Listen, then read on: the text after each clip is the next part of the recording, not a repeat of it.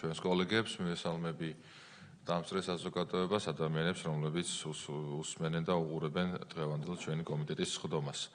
წარმოდგენილი არის დღის წესრიგი, დღის წესრიგი შედგება 7 საკითხისგან, დარიგებულია, შესაბამისად გთხოვთ, რომ უყაროთ გენჯი და დავამტკიცოთ.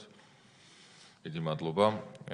თქვენში თქვენის ნებართვით დავიწყოთ განხილვა. პირველი არის საქართველოს პარლამენტის წევრების არჩილ გორდულაძის, თორნიკე ჭეიშვილის, თენგიზ არმანაშვილის, გურამ მაჭარაშვილის, სოზარ სუბარის და სხვათა საკანონმდებლო ინიციატივის წესით წარმოდგენილი საქართველოს კანონის პროექტი საქართველოს სისხლის სამართლის კოდექსის ცვლილების შეტანის შესახებ მეორე მოსმენით. ბატონო რატი, გთხოვთ რომ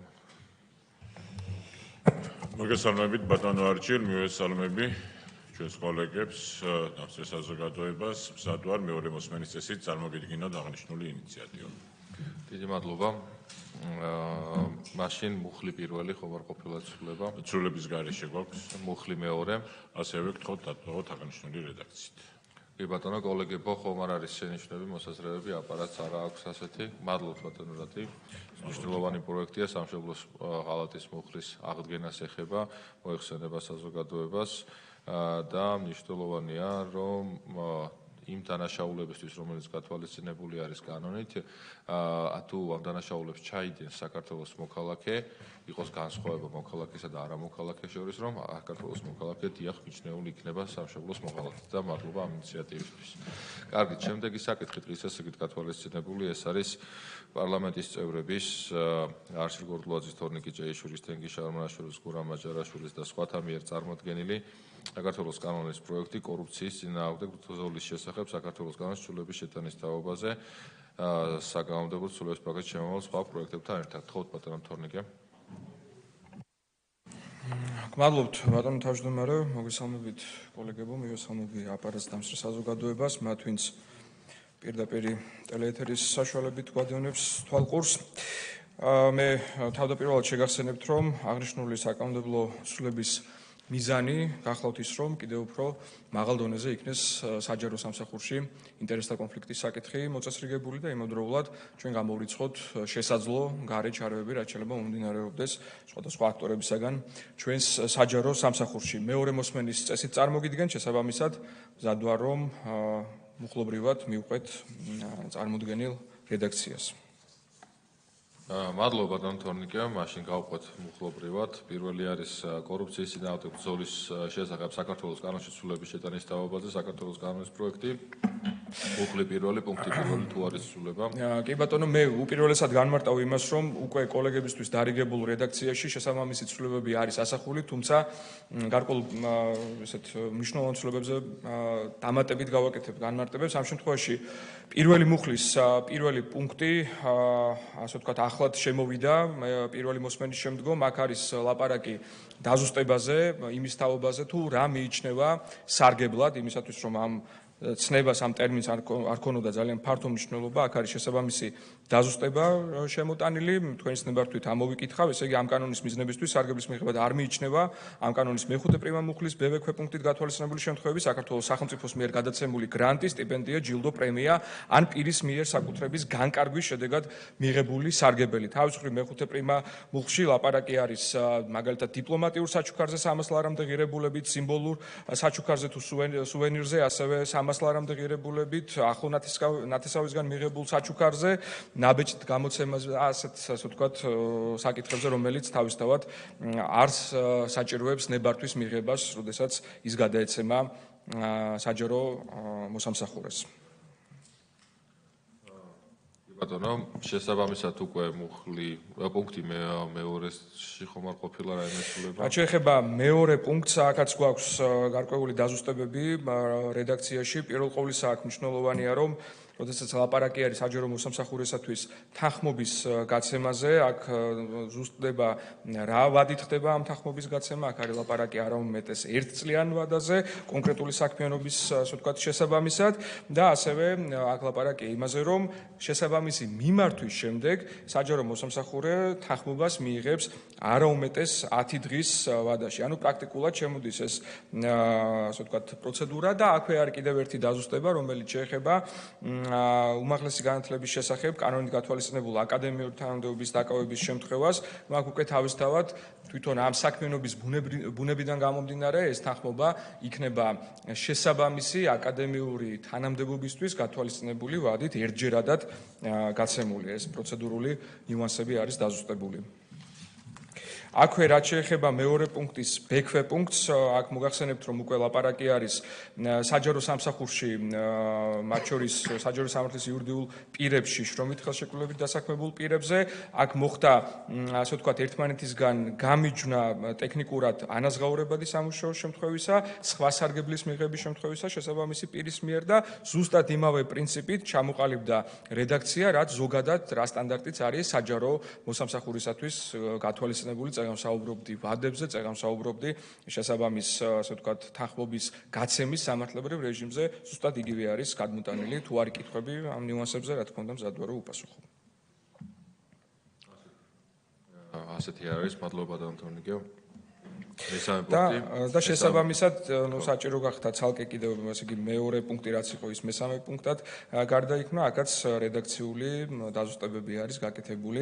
ეს არის შემთხვევა ისევ და ისევ სხვა სარგებლის მიღებასთან მიმართებით, საჯარო მოსამსახურის მხრიდან აქაც ანალოგიურად ადრიანი ვადა არის სათანადო თანხმობის გასაცემად და სარგებლის შესახებ უკვე ტერმინოლოგიურად თუ რას გულისხმობს სხვა სარგებელი, ამის თაობაზე წეგან მოგახსენეთ თუ რა გამოირიცხება აქედან.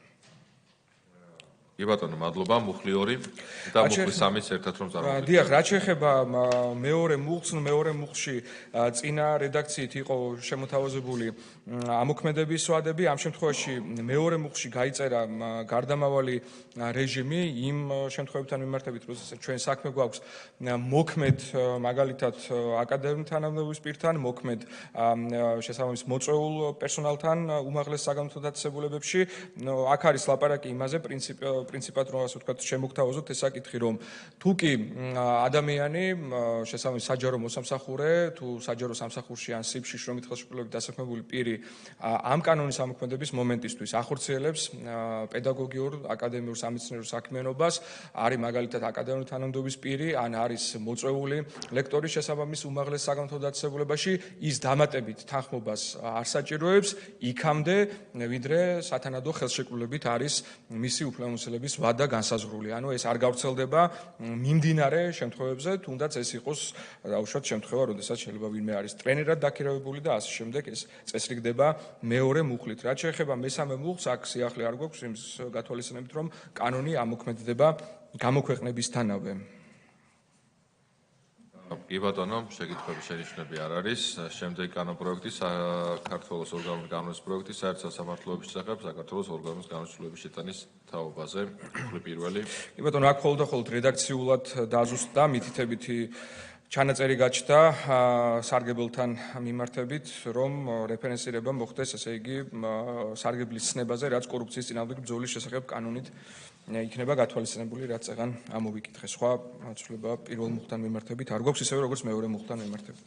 კი ბატონო, და კვლავ ორგანული კანონის პროექტი საქართველოს საკონსტიტუციო სასამართლოს შესახებ საქართველოს ორგანულ კანონში ცვლილების. ანალოგიურად ამ შემთხვევაშიც მხოლოდ სათანადო მითითება დაზუსტდა სარგებლის ცნებასთან დაკავშირებით, სხვა მხრივ, როგორც პირველ ისე მეორე მუხლში არავითარი არსებითი ცვლილება არ განხორციელებულა.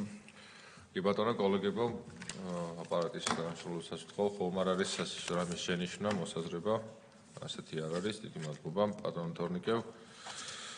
შესაბამისად, შეგვიძლია რომ გადავიდეთ დღისასწრის გათვალისწინებულ შემდეგ საკითხზე. ეს არის კვლავ პარლამენტის წევრების მიერ საკანონმდებლო ინიციატივის წესით წარმოდგენილი პაკეტი საჯარო სასახურის შესახებ საქართველოს კანონის ცვლილების შეტანის თაობაზე, სხვა კანონპროექტებთან ერთად, გთხოვთ ბატონო თორნიკე. აქაც 2 სიტყვით თავდაპირველად მოგახსენებთ იმას, რომ წარმოდგენილი საკანონმდებლო ცვლილება არის მნიშვნელოვანი იმ თვალსაზრისით, რომ დემოკრატიული ლეგიტიმაციის პრინციპის გამყარება მოხდეს საჯარო სამართლის იურიდიულ პირებთან მიმართებით, იმ ხელმძღვანელობის განმახორციელებელ პირებთან მიმართებით, რომლებიც ამა თუ იმ სიფში ახორციელებენ მმართველობით საქმიანობას და მათ მოადგილეებთან დაკავშირებითაც, ასევე თვითონ ამ საკანონმდებლო ცვლილების მიღების შემთხვევაში, რა თქმა უნდა, ინსტიტუციურად მოხდება საჯარო სამართლის იურიდიული პირების სამართლებრივი სტატუსის გაძლიერება და ის რაღაც ამორფული ჩანაწერი, რომელიც არსებობდა სიპების ხელმძღვანელებთან მიმართებით, იქნება შესაბამისობაში მოყვანილი საჯარო სამსახურის კანონმდებლობასთან, კერძოდ ისინი იქნებიან საჯარო სახელმწიფო მოსამსახურესთან გათანაბრებული პირები. ასევე მეორე მოსმენის რეჟიმში წარმოგიდგენთ, შესაბამისად მზად ვარ, რომ თითოეულ კანონპროექტთან დაკავშირებით მოხლობრივად მივყვეთ ცვლილებებს. აქ რედაქცია ამ შემთხვევაში აქტუალური სახით ასევე არის დარიგებული კოლეგებისთვის. კი ბატონო, მადლობა. მაშინ გავყვეთ თითოეულ კანონპროექტს მუხლობრივად. საჯარო სამსახურის შესახებ საქართველოს კანონმდებლობის შეტანის თაობაზე მუხლი პირველი პუნქტი პირველი.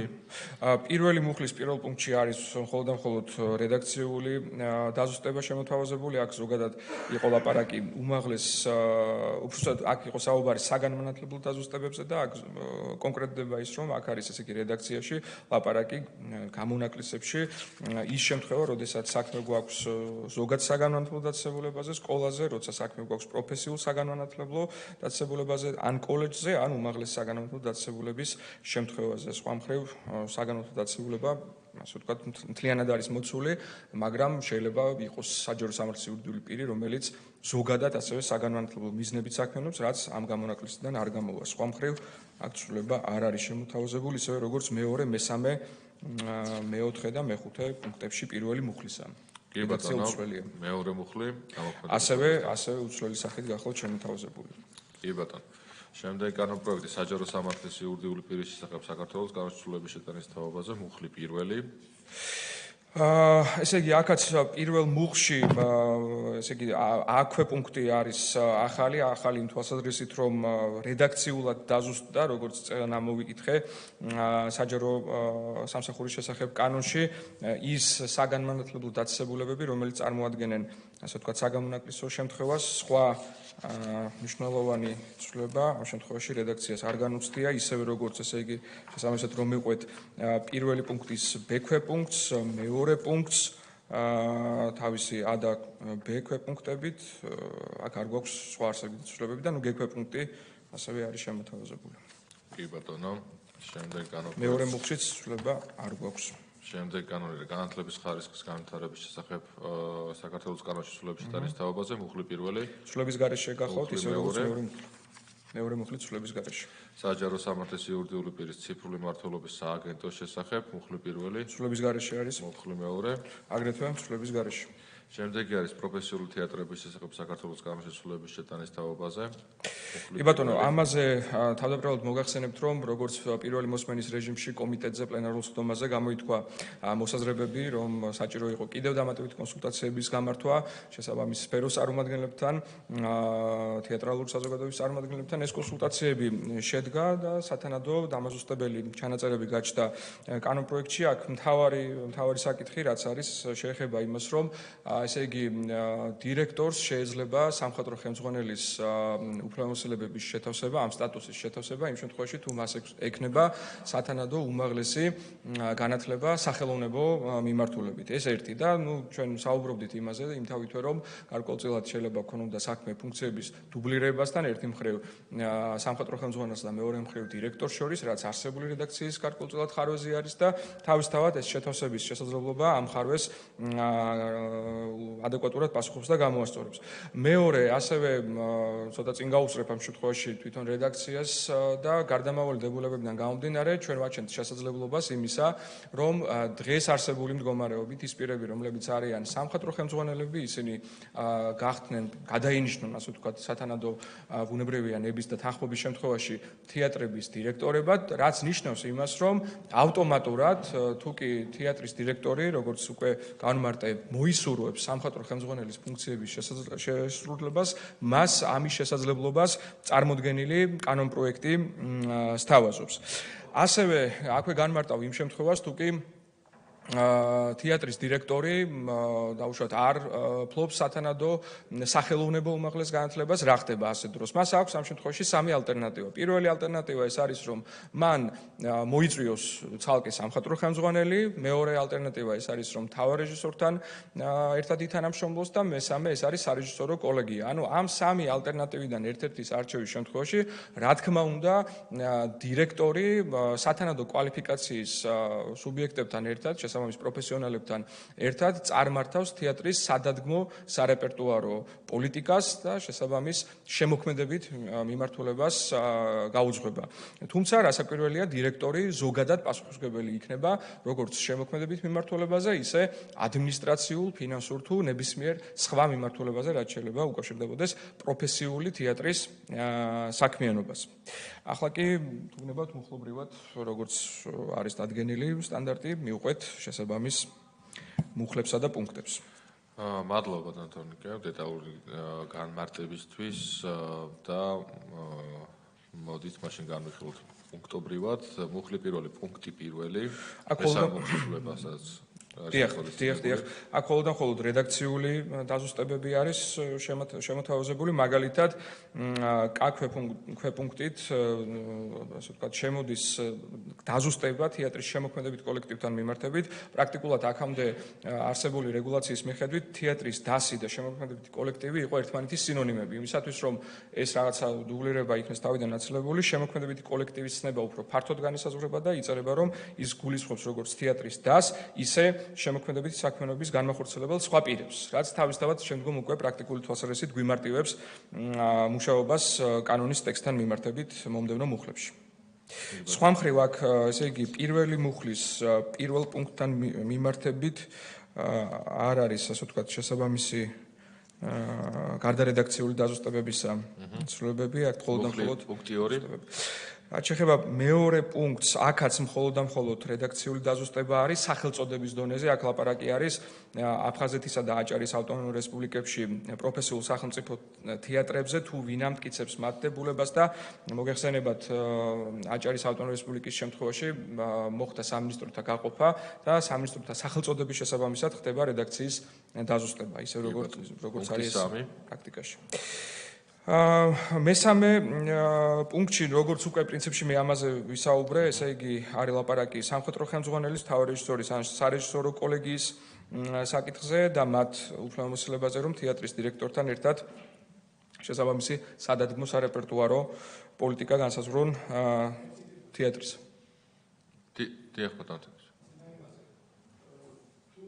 რომ ჩართოთ შეიძლება. შეიძლება, ბატონო თორნიკე, ეს სამინისტროები რაც არის აფხაზეთის და აჭარის, იმათი კანონმდებლობით წესრიგდება, ხო?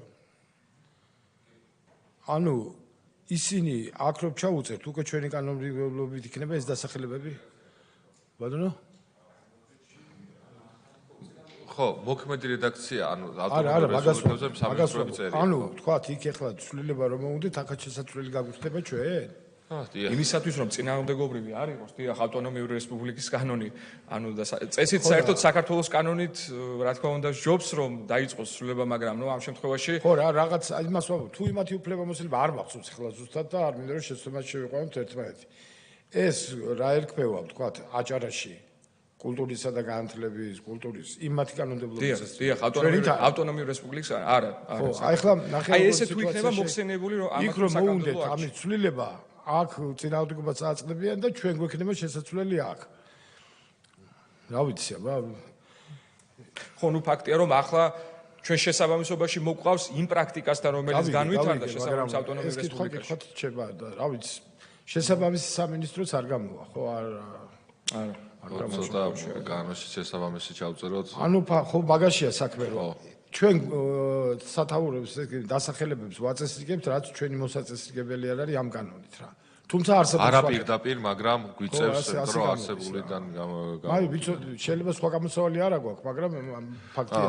ისიც რა არის, ისე საინტერესო საკითხია თან გის ბატონო. შეგვიძლია რომ კიდევ დავფიქრდეთ მაგ საკითხთან დაკავშირებით, თუ რაიმე ვთქვათ სხვა გამოსავალი, ხო აი მეც არ შემიძლია რა არც ბატონ თორნიკეს თუ შეიძლება რომ გაგაქცეთ მაგ საკითხზე პასუხი კონკრეტულად რა ფორმულებით შეიძლება მაგრამ თუ რაიმე სივრცე დაგვრჩა რომ აი ვთქვათ როგორი დასახელებით ან რა ფორმით იყოს მითითებული ფიქრობ რომ შესაძლებელი იქნება მოხსენებლის თანხმობის შემთხვევაში რა სიტუაცია ვთქვათ ერთგან განათლების სამინისტრო ქვია ესა კულტურის სამინისტრო ქვია მეორეგან განათლების და კულტურის იქ რომ მოინდომონ ვერ მიიღებენ ამ კანონს, იმიტომ რომ უფრო მაღალი რანგის კანონთან იქნებიან წინააღმდეგობაში. იას. ხო და ჯერ ჩვენ უნდა მოგმართონ.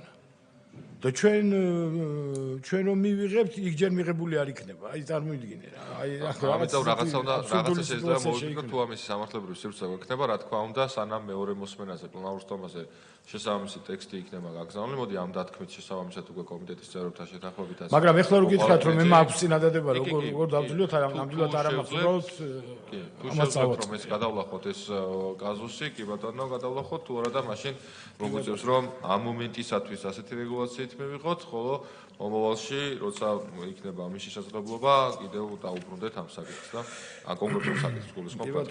კი ბატონო, საინტერესო შენიშვნაა ნამდვილად.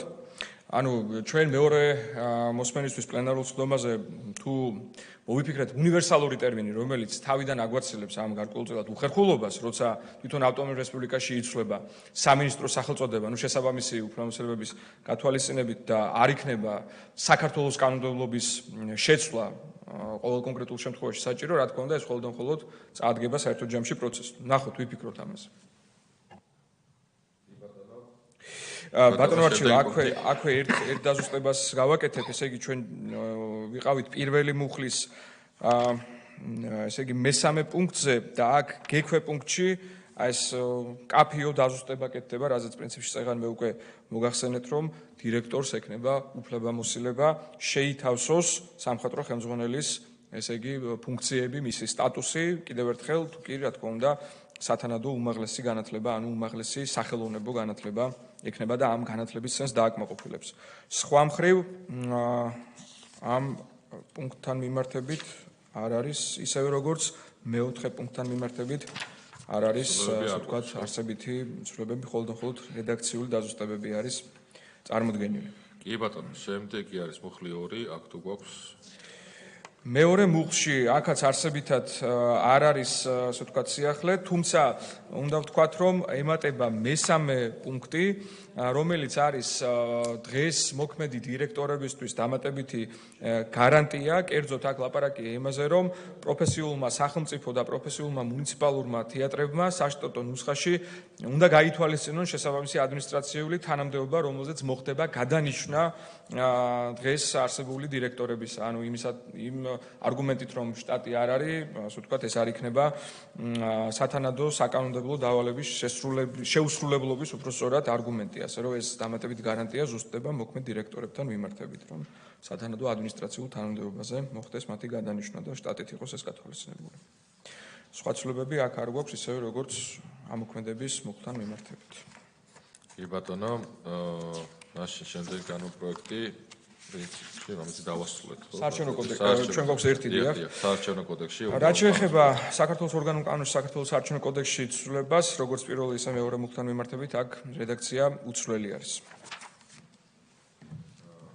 მადლობა ბატონო თორნიკე, კოლეგებო, ხომ არ არის შენიშვნები, მოსაზრებები? ასეთი არ არის, შესაბამისად შეგვიძლია რომ გადავიდეთ შემდეგ საკითხზეც. ბატონო თორნიკე, გამომდინარე იქიდან რომ ჩვენ დღის წესრიგში გვაქვს კიდევ ერთი საკითხი, რომელსაც თქვენ გზანდებით მოხსენებით. კი ბატონო. შინჯობია რომ ეს საკითხიც თქვენ გამოიტანოთ, მაგრამ ეს არის მეხუთე საკითხი კოლეგებო დღის წესრიგით გათვალისწინებული. შოთა ბერეკაშვილის, არშილ გორდულაძის, თორნიკე ჭეიშვილის მიერ საკანონმდებლო ინიციატივის წესით წარმოქმნილი საქართველოს კანონის პროექტი საქართველოს ადმინისტრაციულ სამართალდამცავთა კოდექსის ცვლილების შეტანის შესახებ პირველი მოსმენით დაჩქარებული წესით განიხილება აღნიშნული ცვლილებები. გმადლობთ ბატონო არჩილ, წარმოგიდგენთ საქართველოს ადმინისტრაციულ სამართალდამცავთა კოდექსში ცვლილების შეტანის შესახებ საქართველოს კანონის პროექტს. მოგახსენებთ, რომ ამ ცვლილების ინიცირება განაპირობა საქართველოს საკონსტიტუციო სასამართლოს 2024 წლის ივნისში მიღებულმა გადაწყვეტილებამ, რომლითაც მოხდა ადმინისტრაციულ სამართალდამცავთა კოდექსის შესაბამისი ნორმების ნორმატიული შინაარსის არაკონსტიტუციურად ცნობა, რაც ბლანკეტურად სხვადასხვა ენერგომატარებლების დატაცების, მათი უკანონო მოხმარების შემთხვევაში, ოღონდ განმეორებით შემთხვევაში იურიდიული პირებისთვის ითვალისწინებდა 15,000 ლარიან სანქციას. ამ შემთხვევაში მოგეხსენებათ, აქ ჩართული იყო ასევე სავალდებულო კომიტეტების რეჟიმში, როგორც საფინანსო საბიუჯეტო, ისე დარგობრივი ეკონომიკის კომიტეტი და ამ კონსულტაციების საფუძველზე დამატებით, ასე ვთქვათ, დაიხვეწა რედაქცია ინიცირებულისგან განსხვავებით და არის შემდეგი პრინციპი, პრინციპი შემოთავაზებული პირველ ყოვლისა ფიზიკურ პირთან მიმართებით, ესე იგი 100 ლარის ოდენობით ჯარიმა არის შენარჩუნებული, გარდა იმ შემთხვევისა, თუ შესაბამისი ფიზიკური პირი არ არის ინდმეწარმე და ინდმეწარმეობის პირობებში ის არ იხდის დღგ-ს და პირიქით, თუ კი შესაბამის სამეწარმეო საქმიანობას ახორციელებს ფიზიკური პირი და ის არის დღგ-ს გადამხდელი, ამ შემთხვევაში მისი სანქცირება მოხდება 15000 ლარის ოდენობით. რაც შეეხება იურიდიულ პირებთან მიმართებით, აქაც შემოდის ანალოგიური კრიტერიუმი, თუ კი იურიდიული პირი ახორციელებს სამეწარმეო საქმიანობას, მაგრამ არ არის დღგ-ს გადამხდელი, ამ შემთხვევაში მისი სანქცირება დაუკავშირდება 1000 ლარიან ფულად ჯარიმას, ხოლო იმ შემთხვევაში თუ კი იურიდიული პირი შესაბამისად დღგ-ს გადამხდელია, რაც რა თქმა უნდა დაკავშირებული არის წლის მანძილზე სათანადო ფინანსურ ბრუნვასთან, უნდა იყოს იქ ესე იგი ნაჩვენები 100,000 ლარზე მეტი ბრუნვა, აქ უკვე მისი სანქცირება სხვადასხვა ენერგომატარებლების დატაცების თუ უკანონო სარგებლობის შემთხვევაში განმეორებით თუ მოხდა ეს ამბავი, მოხდება 15000 ლარის ოდენობით. ანუ წინამდებარე რედაქცია ვფიქრობთ, რომ აბსოლუტურად მიესადაგება საქართველოს საკონსტიტუციო სასამართლოს გადაწყვეტილების სულისკვეთებას, რაც შეეხება დაჩქარებული წესით ამ კანონპროექტის განხილვა არის და მიიღება მნიშვნელოვანი იმდენად, რამდენადაც 1 აპრილიდან ხდება სათანადო გადაწყვეტილების იურიდიული ეფექტის გავრცელება და იმისათვის, რომ თავიდან იქნეს აცილებული სამართლებრივი ვაკუუმი და დერეგულირება არ მოხდეს შემთხვევებისა, როდესაც განმეორებითი ხასიათი აქვს ამ ენერგომატარებლებით უკანონო სარგებლობას თუ მათ დატაცებას, მნიშვნელოვანია, რომ პარლამენტმა სწორედ 1 აპრილამდე მოასწროს ალტერნატიული ნორმატიული ფორმულირების მიღება, რომელიც ვიმეორებ იქნება თანხმდროში საკონსტიტუციო სასამართლოს გადაწყვეტილებასთან. ანუ პრაქტიკულად ჩვენ ამით ვახდენთ სასამართლო გადაწყვეტილების აღსრულებას. ეს არის პრინციპი პირველი მოსმენით, რაც შემიძლია გითხრათ წარმოქმნილ საკანონმდებლო ინიციატივას. შენიშვნები, მოსაზრებები ხომ არ არის, ასეთი არ არის, სამისად საკითხიც განხილულია. მადლობა. გთხოვთ, შეგიძლიათ რომ დაიკავოთ ადგილი. ბატონ სანდრო, შემდეგი საკითხი კოლეგებო გვაქვს ჩვენ საქართველოს მთავრობის მიერ საკანონმდებლო ინიციატივის წესი წარმოქმნილი საქართველოს კანონის პროექტი იარაღის შესახებ საქართველოს კანონში ცვლილებების შეტანის თაობაზე თანამდებობ ცვლილებებთან ერთად. გთხოვთ ბატონ სანდრო. მოგესალმებით. წარმოგიდგენთ საქართველოს მთავრობის მიერ საკანონმდებლო ინიციატივის წესით შემუშავებულ კანონპროექტს იარაღის შესახებ კანონსა და თანამდებობ სულ ჯამში არის 15 კანონპროექტი, საკმაოდ მნიშვნელოვანი საკანონმდებლო პაკეტია, პირველი მოსმენით პრინციპების დონეზე წარმოგიდგენთ.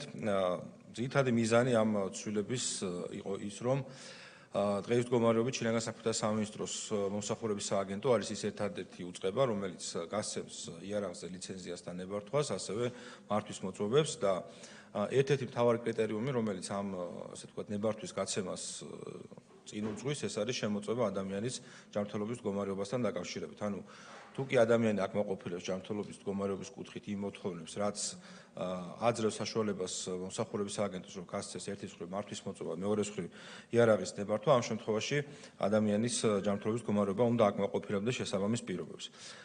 პრაქტიკაში ეს დღის მდგომარეობით შემდეგი ფორმით ხორციელდება, ყველა ნებართვის გაცემის წინ ეგრეთ წოდებული ფორმაასი ჯანმრთელობის მდგომარეობის შესახებ ცნობა მოაქვს მსურველს და სწორედ ამ ასე ვთქვათ დოკუმენტის საფუძველზე ხდება მისი გაცემა. თუმცა შემდგომ პერიოდში თუ კი შეიცვალა ჯანმრთელობის მდგომარეობა ან რაიმე ტიპის სხვა მდგომარეობა აქვს, რომელიც უკუნაჩვენებია იმ ნებართვის გაცემასთან, რაც კანონმდებლობით არის გათვალისწინებული, ამ მდგომარეობის გადამოწმების არანაირი სამართლებრივი მექანიზმი და პერკეტი არ არსებობს. კანონში არის ჩანაწერი, რომ მხოლოდ სასამართლოს გადაწყვეტილებით ან თავად პაციენტის სურვილით შეიძლება გაიცეს ეს ინფორმაცია და მოგეხსენებათ, რომ არც ერთი ადამიანი არ არის დაინტერესებული, რომ თავისი მდგომარეობის შესახებ მიიტანოს ცნობა შესაბამის უწყებაში და რაცაც თან მოყვება ნებართვის გაუქმება. პრაქტიკაში ეს საკმაოდ ძალიან მძიმე შედეგებს იწვევს სამწუხაროდ. დღეს ჩვენ გვყავს ადამიანები, რომლებსაც აქვს იმგვარი ფსიქიკური პრობლემები, რომელიც შეუთავსებელია იარაღის ქონასთან, რაც საბოლოო ჯამში საფრთხეს უქმნის სხვა პირებს, სხვა მოქალაქეებს სწორედ ამიტომ ჩვენ ჯანდაცვის სამინისტროსთან სხვა უწყებებთან ერთად შევიმუშავეთ პროექტი, რომელიც გულისხმობს, რომ შეიქმნას ერთიანი ბაზა, ელექტრონული ბაზა, ფსიქიკური ჯანმრთელობის პრობლემების მქონე ალკოჰოლიზმით, ნარკომანიით და ტოქსიკომანიით დაავადებულ პირთა ერთიანი ბაზა და ეს ბაზა, რა თქმა უნდა, იარსებებს და იმოქმედებს ჯანმრთელობის დაცვის სამინისტროს ქვეშ და სამინისტროს, შინაგან საქმეთა სამინისტროს და სხვა უწყებებს, ვისაც თქვათ ესაჭიროებათ ეს ინფორმაცია, მხოლოდ კონკრეტული მიზნობრიობით ექნებათ დაშვება ამ ინფორმაციაზე. ეხლა რა მიზნობრიობაა ეს შემთხვევებია გაწერილი კანონში პირდაპირ. პირველ რიგში ეს არის იარაღის ნებართვის მიღება გაუქმება. ამ შემთხვევაში წვდომა ექნება შინაგან საქმეთა სამინისტროს, ასევე კერძო დაცვითი საქმიანობის დროს ლიცენზიის გაცემა, ესეც მოგეხსენებათ, რომ 112-ის პრეროგატივას წარმოადგენს. სატრანსპორტო საშუალების მართვის მოწყობის გაცემა ან ჩამორთმევა, ეს იქნება ერთ-ერთი მიზნობრიობა. ასევე თუ კი ქალთა მიმართ ძალადობას ან ოჯახში ძალადობას აქვს ადგილი, ამ შემთხვევაში რისკის შეფასების დროს შემანკავებელი ორდერის გამოცემის მიზნებისათვის, დროებითი მოთავსების რეგულატორში პირის პირველადი ჯანმრთელობის მდგომარეობის შემოწმების მიზნებისათვის და თუ კი პირს სურს შინაგან საქმეთა სამინისტროს სისტემაში დასაქმება, ბუნებრივია ამ ბაზაში გადამოწდება მისი მდგომარეობა. ასევე სამსახურებრივი საშტატო იარაღის გაცემის დროსაც მოგეხსენებათ, რომ არაერთი უწყება არის უფლებამოსილი გასცეს სამსახურების საშტატო იარაღი, ბუნებრივია ამ ადამიანების მონაცემების გადამოწდება აღნიშნულ ბაზაში იმისათვის, რომ არ იყოს, თქვათ, ის გარემოება, რომელიც ხელს უშლის იარაღის გაცემას. ეხლა რა ხდება იმ შემთხვევაში, თუ კი გადგინდა, რომ მაგალითად გაცემულია ლიცენზია, იარაღის ლიცენზია და პირს აქვს იმგვარი ჯანმრთელობის მდგომარეობა, რომელიც ხელს უშლის მის ქონას და შეუსაბამობაშია კანონის მოთხოვნებთან. ამ შემთხვევაში ეს ინფორმაცია ელექტრონულად გაიცვლება ორ სამინისტროს შორის და ინფორმაციის მიღებისთანავე შინაგან საქმეთა სამინისტროს მომსახურების სააგენტო აჩერებს დროებით ლიცენზიას და შეტყობინებას აგზავნის ადგილსამყოფელის მიხედვით, სადაც ინახება ეს იარაღი იმ დანაყოფში, პოლიციის დანაყოფში 48 საათის ვადაში. ამის შემდგომ პოლიციელი ცხადდება ადგილზე და პირს აცნობს ინფორმაციას, რომ მის მიმართ შეჩერებულია ლიცენზია და ჩამოართვებს დროებით იარაღს და აძლევს ვადას, 30 დღის ვადას, რა ვადაშიც ამ პირმა ან უნდა, ასე ვთქვათ, გამოასწოროს ის მონაცემები, ანუ ბაზიდან მოხდეს მისი ამოღება, ან მეორე მხრივ გაასხვისოს ეს იარაღი სხვა პირზე, აქ ამ შემთხვევაში შეიძლება როგორც საკომისიო წესის ჩაბარება, ასევე შეუძლია ნებისმიერ სხვა პირზე გააფორმოს ეს იარაღი იმისათვის, რომ თქვათ, მის ხელში არ დარჩეს იარაღი. ხოლო თუ 30 დღის განმავლობაში არც იარაღს გაასხვისებს და არც ამ შემთხვევაში ბაზიდან მოხდება მისი ამოღება, ამ შემთხვევაში ამ პირის ამ იარაღის ჩამორთმევა მოხდება კანონმდებლობით დადგენილი წესით. ეხლა თუ როგორ მოხდება თითოეული პირის ბაზაში რეგისტრაცია, რა წესებს დაემორჩილება ეს ყველაფერი, მთავრობის დადგენილებით იქნება განსაზღვრული. დაახლოებით მექანიზმი, რაც ჩვენ წარმოვიდგინეთ, არის შემდეგი სახის განისაზღვრება მთავრობის დადგენილებით კონკრეტული დოზოლოგიების და ასე ვთქვათ, დაავადებების ჩამონათვალი, რა შემთხვევაში, თუ კი ასეთი დიაგნოზი დაისვა კონკრეტული სამედიცინო დაწესებულების მხრიდან, იგი ეს დაწესებულება ვალდებული იქნება, რომ შეიტანოს ეს მონაცემები ბაზაში, რაზეც მერე შემდგომში უკვე წვდომა ექნება შესაბამის უწყებებს. რაც შეეხება თავად ამ ბაზიდან ამოღებას მონაცემების, ბუნებრივია აქ შესაბამის პროცედურები იქნება მთავრობის დადგენილებით განსაზღვრული, ალბათ საჭირო იქნება დამატებითი ექსპერტიზა ან სხვა დასკვნების წარმოდგენა იმისათვის, რომ ასე ვთქვათ, ბაზიდან მოხდეს პირის ინფორმაციის ამოღება. ეს არის ერთი მიმართულება, რაც აღნიშნული საკანონმდებლო ცვლილების მიზანს წარმოადგენს, ასევე მეორე თამდევი, ასე ვთქვათ, საკითხი, რაც ამ პაკეტში არის მოცული, ასევე გათვალისწინებული არის კონკრეტული შემთხვევა, მოგეხსენებათ, რომ ჩვენ წინა მოწვევის პარლამენტის დროს განვიხილეთ და დავამტკიცეთ იარაღის შესახებ კანონში მასშტაბური ცვლილებები, რომელიც ასევე ითვალისწინებს იარაღის ფლობელებისთვის, ვისაც 5 წელი და მეტი აქვს იარაღის ლიცენზია, მათ შეიძლება მიეცეთ იარაღის ტყვია-წამლის გადამუხტვის უფლება, ანუ ეგრეთ წოდებული reloading-ი, თუმცა სამწუხაროდ ამ დღევანდელი კანონმდებლობა არ ითვალისწინებს შესაძლებლობას, რომ ამ პირებს მიეცეთ უფლება ესე ვთქვათ, მასალა შემოიტანონ საზღვარგარეთთან გამოიწერონ და ჩამოიტანონ. ამ შემთხვევაში სწორედ აღნიშნული ცვლილება ითვალისწინებს მათ უფლებას, რომ მთავრობის ნორმატიული აქტით გათვალისწინებული ოდენობებით და კონკრეტული შემთხვევების გათვალისწინებით მიეცეთ უფლება, რომ შემოიტანონ საბრძოლო მასალა. ამ შემთხვევაში გულისხმება ტყვია წამლის დასამზადებლად საჭირო ასე ვთქვათ ელემენტები, ოდენობები მთავრობის ადგილებით განისაზღვრება, ეს იქნება ლიცენზირებადი საქმიანობა და ბუნებრივია შესაბამისი, როგორც თანხმოვნა გადაიხადოს ამის სურვილმა, ასევე კონტროლს დაექვემდებარება. დანარჩენი სხვა ცვლილებები ჯამში 14 კანონპროექტი ითვალისწინებს თამდევ ცვლილებებს, რაც ერთი მხრივ დაკავშირებულია ინფორმაციის წვდომასთან, მეორე მხრივ იარაღის საკითხების რეგულირებასთან, ასე რომ ბატონო თავმჯდომარე, თქვენის ნებართვით თუ კი თქვათ სურვილი იქნება თითოეულ კანონპროექტზე შემიძლია რომ დეტალურად მოგახსენოთ. ეს არის პრინციპების დონეზე, რაც შეიძლება ითქვას ამ პაკეტთან მიმართებაში. კოლეგებო, თუ არის ასეთი შენიშვნები, მოსაზრებები, დიახ, გალბატონო, ისეთი. მოგესალმებით. ბატონო სანდრო, თქვენ აღნიშნეთ, რომ მოქალაქეს ექნება 30 დღის განმავლობაში გამოასწოროს, ანუ ბაზიდან რომ ამოვიდეს და რო არ შეუჭერდეს მას ლიცენზია. ეს ფორმა, ეგრეთ წოდებული ფორმასის წარმოდგენა საკმარისია ამ ბაზიდან ამოსვლისთვის? რაც შეეხება თავად ბაზის წარმოების წესს, მასში მონაცემების ასახვა, შემდგომი ასე ვთქვათ ცვლილებების შეტანა და ასე შემდეგ, ეს ყველაფერი უკვე მთავრობის ადგილებაზე ხდება დელეგირება, ვინაიდან ეს სრულიად ახალი სისტემაა. ამ შემთხვევაში შეიძლება იყოს გარკვეული ვთქვათ ვადების ასე ვთქვათ მოქნილობის საკითხი, განისაზღვროს კონკრეტული სამედიცინო დაწესებულებები, ვინც უფლება მოსილი იქნება, რომ განსხვავებული დასკვნა დადოს, იქნება აქ ექსპერტიზა თუ ასე შემდეგ, ეს უკვე მთავრობის ადგილების რეგულირების საგანს წარმოადგენს და მოხდება ამ უფლების დელეგირება საქართველოს მთავრობაზე და შემდგომში უკვე ამ დადგენილებით იქნება განსაზღვრული ბაზის წარმოების წესი, ანუ როგორ ხდება ბაზაში ასახვა მონაცემების და მათი ამ პირის კონკრეტული ბაზიდან ამოღება, ან თქვათ ცვლილების სტატუსის შეჩერება და ასე შემდეგ. ანუ ეს საკითხები კანონპროექტის დონეზე არ არის გადაწყვეტილი, ხდება დელეგირება საქართველოს მთავრობაზე. სხვა კითხვები, მოსაზრებები ხო არ არის?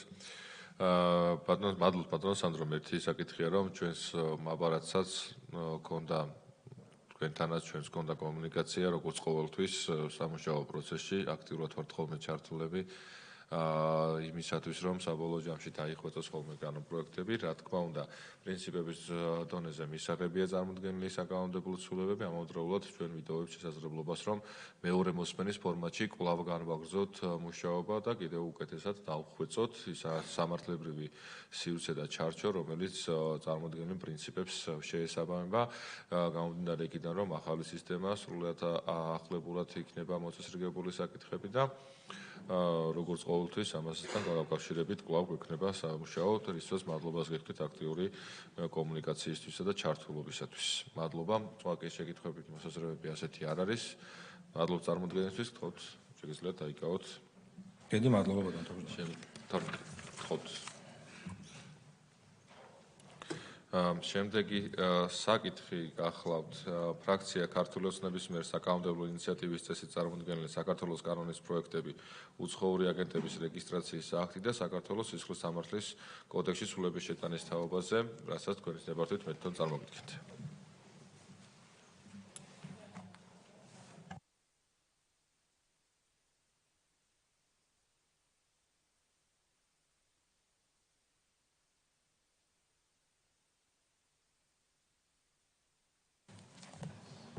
განვაგრძობთ სხდომა, განვიხილავთ უცხოური აგენტების რეგისტრაციის აქტს მეორე მოსმენის რეჟიმში, ასევე აქვე არის თამდევი საქართველოს სისხლის სამართლის კოდექსში სრულების შეტანის თაობაზე საქართველოს კანონის პროექტი, შეგახსენებთ, რომ აღნიშნული ინიციატივა, საკანონმდებლო ინიციატივა არის ფრაქციის საკანონმდებლო ინიციატივა, ფრაქცია ქართული ოცნების.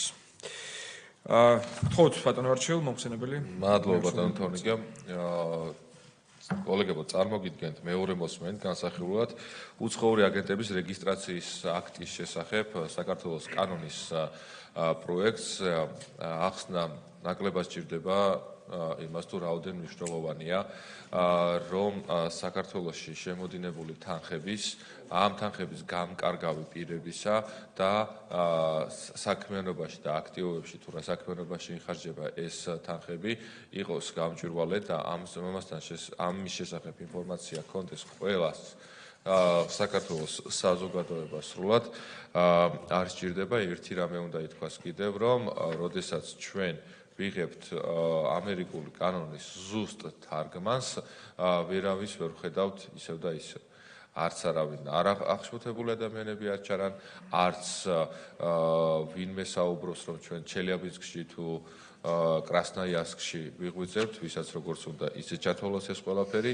კიდევ ერთი მაგალითია იმისა თუ როგორ შეიძლება რომ სახელმწიფოებრივად მნიშვნელოვანი საკითხის გაშავების მიზნით კონკრეტულად გარედან დაფინანსებულმა ადამიანებმა და ორგანიზაციებმა მართონ კამპანია იმისათვის რომ სახელმწიფოებრივად მნიშვნელოვანი საკითხი საბოლოო ჯამში არ იყოს კანონის სახით მიღებული მიუხედავად ამ ყველაფრისა საქართველოს პარლამენტმა 2024 წელს შეძლო ასეთი საკანონმდებლო ცვლილებების მიღება რომელსაც ქართული გამჭვირვალობის კანონი ქვია რომელზედაც დაკავშირებითაც ყველას გვახსოვს როგორ იყო მართული პროცესები წარმართული მაგრამ გამომდინარე იქიდან რომ აუცილებელია უკეთესი მექანიზმის არსებობა ჩვენ ქართული ოცნების გუნდის სახელით მე მაქვს პატივი წარმოგიდგენთ უკვე მეორე მოსმენის ცვლილებები რომელიც საბოლოო ჯამში უზრუნველყოფს იმას რომ კანონით გათვალისწინებული მიზანი საბოლოო ჯამში იყოს შესრულებული კონკრეტულ პრობლემთან დაკავშირებით ბატონოს ნომისთავის მზადვარ რომ განხილული იყოს და ბატონო მივყვეთ მუხლობრივად როგორც ამას მეორე მოსმენის წესი ითვალისწინებს პირველი მუხლი რომელიც აწესრიგებს ტერმინთა განმარტებასთან დაკავშირებულ საკითხებს ტერმინთა პირველ მუხლში ცვლილებები განხორციელებული არის მხოლოდ თარგმანის დაზუსტების თარგმანის გაუმჯობესების და ქართულ საკანონმდებლო ენაზე მორგების თვალსაზრისით ხშირად მომიწევს ამ სიტყვების გამეორება იმდინარე პროექტის განხილვისას ისევ და ისევ იმიტომ რომ ჩვენ არაფერს არ ვცვლით ვიღებთ იმ კანონს რომელიც მოქმედებს ამერიკის შეერთებულ შტატებში არის აბსოლუტურად დეტალურად მაქსიმალურად მიახლოებული ტექსტთან თარგმნილი და ამავდროულად საქართველოს რეალობასთან მორგებული. მაგალითად იმ კუთხით, რომ აღმასრულებელი არის ანტიკორუფციული ბიურო. მაგალითად, სადაც მითითებული იყო კონკრეტული დაწესებულებები, მითითებულია ჩვენ შემთხვევაში საგარეო საქმეთა სამინისტრო, პრეზიდენტის ნაცვლად მთავრობა და ასე შემდეგ. შესაბამისად, პირველ მუხლში დაზუსტება, რომელიც არაერთია, ისევ და ისევ თარგმანის გაუმჯობესებიდან გამომდინარე, წარმოდგენილია და ასახულია დარიგებულ ტექსტში. მადლობთ, ხომ არ არის კითხვები, მოსაზრებები. მეორე მუხლი შეეხება სარეგისტრაციო განცხადებას, შესაბამის ნიუანსებს. სარეგისტრაციო განცხადების მუხლშიც მხოლოდ და მხოლოდ თარგმანის დაზუსტებიდან გამომდინარე არის ცვლილებები შესული, სხვა არც შინაარსობრივი და არც ტერმინოლოგიური თუ სხვა რაიმე სახის ცვლილება გარდა თარგმანის გაუმჯობესებისა ცვლილება არ არის განხორციელებული, ასევე დარიგებულია და ასახულია დარიგებულ ტექსტში. მადლობთ ინფორმაციისთვის, შეკითხვა შენიშვნა მოსაზრება ვხედავთ რომ არ არის. მესამე მუხლი შეეხება გამონაკლისებს. რაც შეეხება გამონაკლისებს, ანალოგიურად ბატონო თორნიკე, კოლეგებო, ზუსტად იგივე თარგმანია, გაუმჯობესებული არის თარგმანი და ასახულია დარიგებულ ტექსტში. არ არის როგორც ხედავ ამ შემთხვევაში საკანონმდებლო ტექნიკის თვალსაზრისით, მაგალითად, დეგ ქვეპუნქტი დაყოფილია 3 ქვეპუნქტად და საკანონმდებლო ტექნიკის კუთხით არის დახვეწილი. სხვა შინაარსობრივი ცვლილება ან რაიმე სახის დაზუსტება არ განხორციელებულია.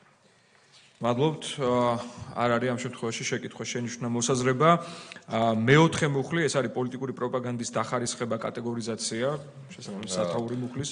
ანალოგიურად ბატონოს თომის თავმჯდომარე, აქაც მხოლოდ და მხოლოდ თარგმანია გაუმჯობესებული მეოთხე მუხლში. კი ბატონო, აქაც კომენტარები არ არის. მეხუთე მუხლი საქართველოს პარლამენტის კომიტეტის კომისიის წინაშე გამოსვლები, ანალოგიურად მხოლოდ და მხოლოდ ტერმინოლოგია. უბრალოდ უკაცრავად არა, ეს არის დიახ, ეს ქვეპუნქტი იყო, რაც შეეხება მეხუთე მუხლს, ეს შეეხება დოკუმენტაციას და ჩანაწერებს. აქაც მხოლოდ და მხოლოდ რედაქციული ცვლილებაა შეტანილი, მეტი არაფერი. კომენტარები არ არის დარბაზიდან.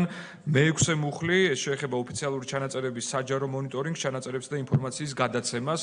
ანალოგიურად მხოლოდ და მხოლოდ დაზუსტებული არის თარგმანი და რედაქციული ხასიათის ცვლილებაა შეტანილი.